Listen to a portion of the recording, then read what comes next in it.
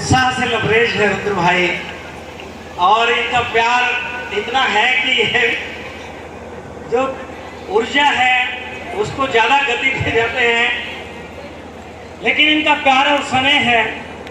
मैं कोशिश करूँगा कि आप मैं वो उत्साह बना के रखूँ और वहाँ तक इस कविता को, आपके जोश को मैं पहुँचाऊँ।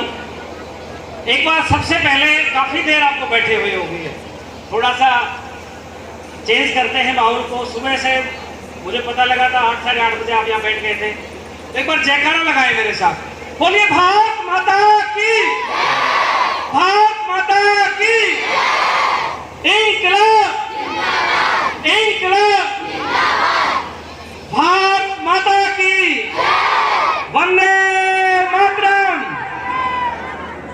बहुत बढ़िया। सबसे पहले तो आदेश हुआ था, मातृशक्ति यहाँ बैठी हुई है, कि भाई लड़कियों पर, महिलाओं पर कोई कविता होनी चाहिए।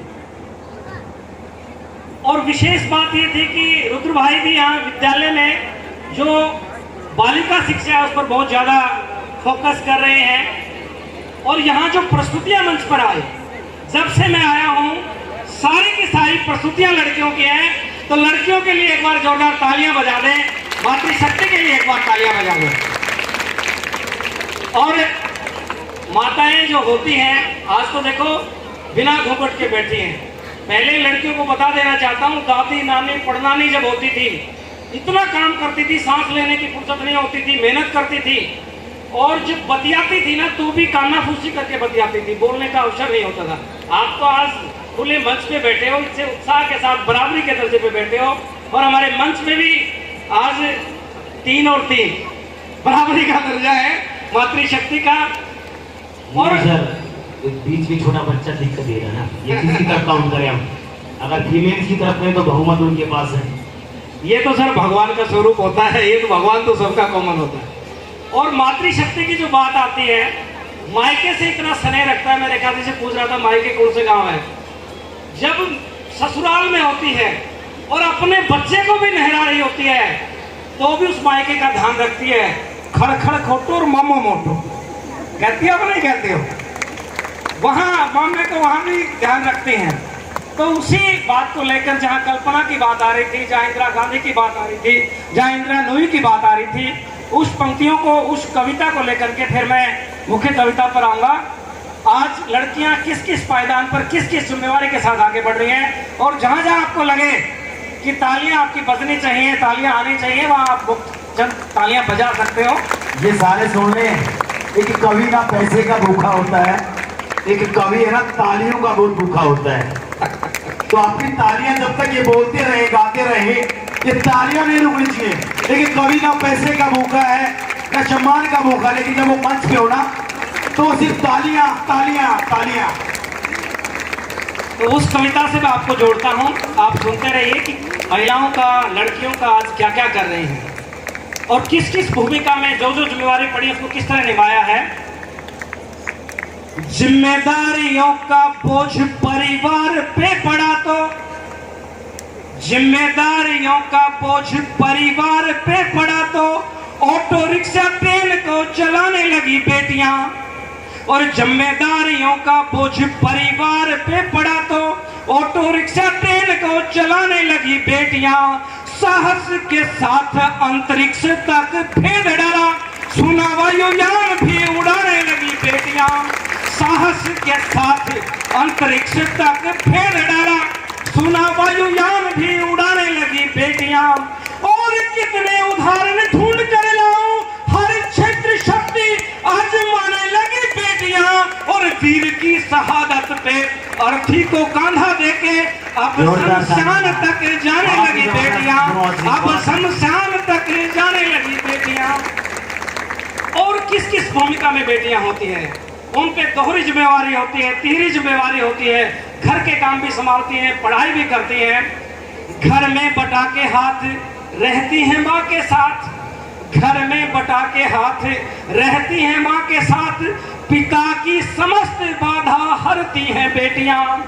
कटु वाक्य बोलने से पूर्व सोचती हैं खूब, मन में सहमती हैं, डरती हैं बेटियां।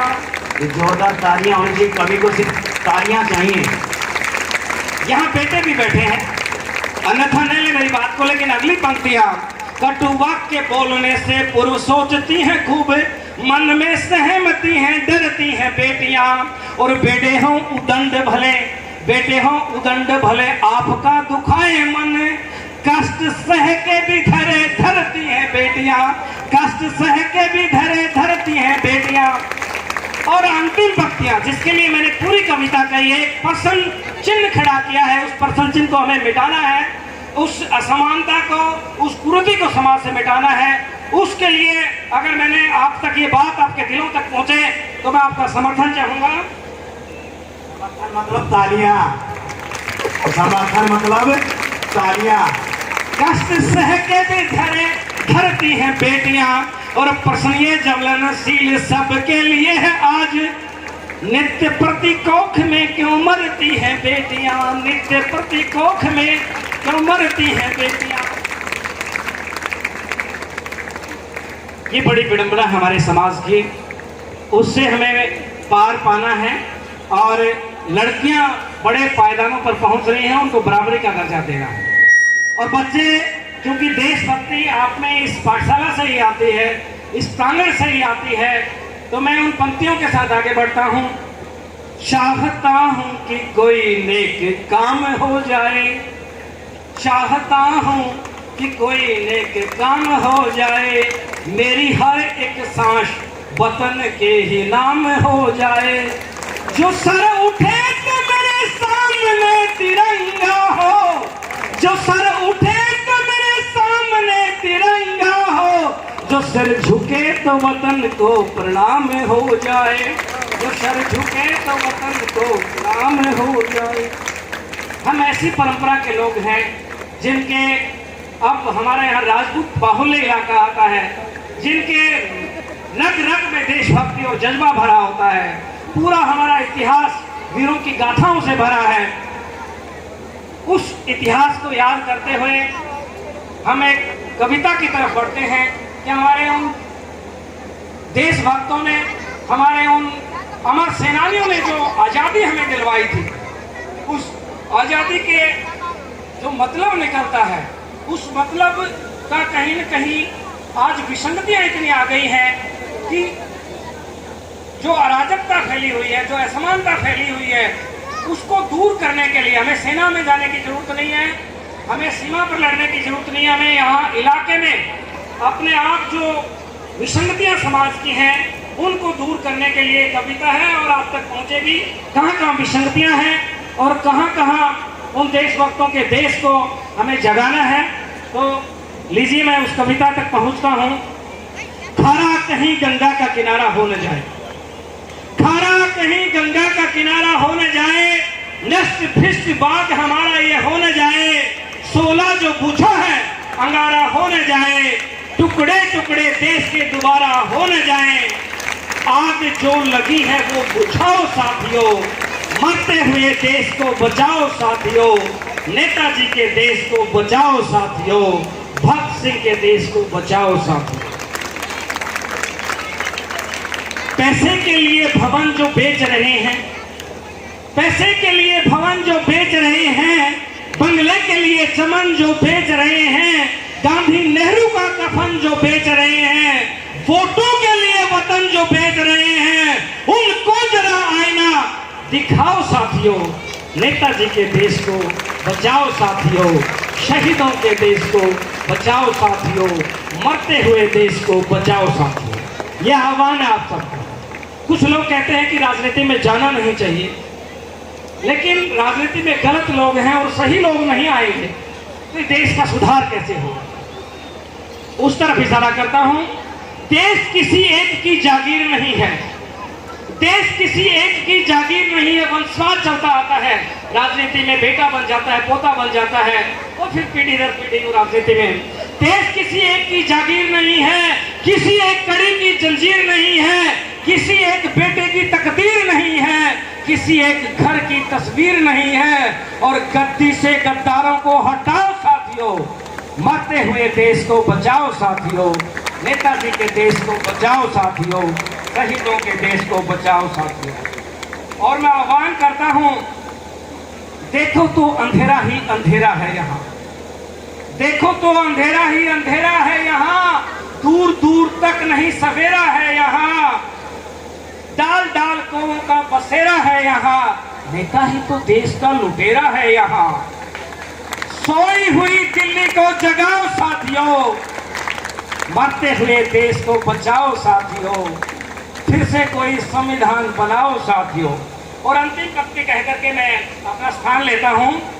हांडी में गरीब की न मिर्ची चून है, महंगाई इस कदर बढ़ गई है, आप देखिए क्या हाल हो चुका है, गरीब आदमी गरीब होता जा रहा है और अमीर अमीर होता जा रहा है।